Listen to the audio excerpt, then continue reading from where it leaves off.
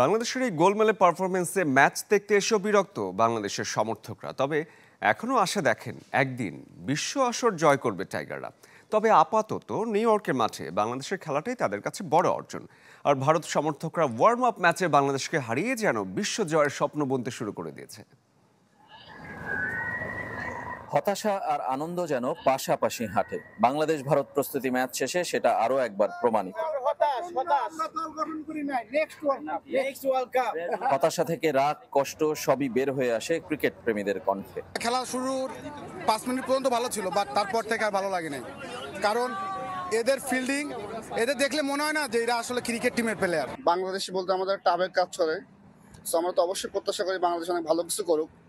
But ইউএসএতে আসার পরে বাংলাদেশ ইউএসএর সঙ্গে যে 3টা ম্যাচ খেলছে প্লাস আজকে প্রস্তুতি ম্যাচ, এগুলো দেখে আসলে অনেক দুর্বলতা ফুটে উঠছে। বিশ্বমানের থার্মিক্স রড, সালাম স্টিল থার্মিক্স, দেশের একমাত্র থার্মিক্স রড। আর ভারত যেন বিশ্ব জয়ের স্বপ্ন বুনতে শুরু করেছে বাংলাদেশকে হারিয়েই। India's back. They're going to do pretty well. Bangladesh, I think they tried as best as they could, but it's good to see Shivam Dube picking up wickets at the end. Shivam Dube is back. Everyone's back. Everyone's playing well.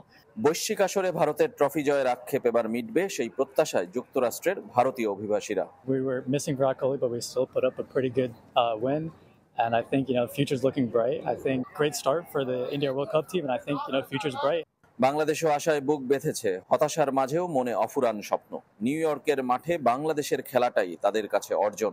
বাংলাদেশের খেলা USA তে দেখলাম, এটাই হচ্ছে সবচেয়ে বড় পাওয়া, যে বাংলাদেশের সব ক্রিকেটাররা এখানে আসছে, একসাথে দেখলাম, ইন্ডিয়ার সাথে ম্যাচ দেখলাম। বিশ্বজুড়ে কোটি বাঙালির মুখে বিশ্বকাপে হাসি ফুটবে কি? রেজওয়ানুজ্জামান, চ্যানেল 24, নিউ ইয়র্ক, যুক্তরাষ্ট্র।